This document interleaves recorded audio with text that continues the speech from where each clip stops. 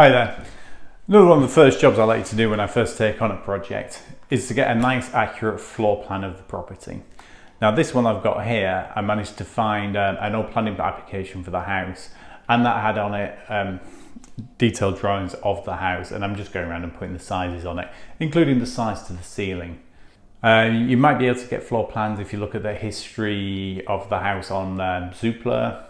In this case it's a terrace street, so they're all the same. So you might have a neighbour that's got an historical floor plan, so check them out and you can borrow it for your own purposes.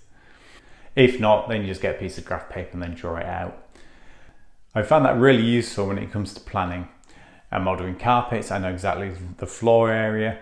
When I'm designing the kitchen, I know where the walls are, where the windows are. When I'm ordering radiators, I know the height from the floor to the bottom of the window. When I'm designing bathrooms, I'll quite often draw them to scale and have little cutouts for baths and toilets so I can move them around to see what really works.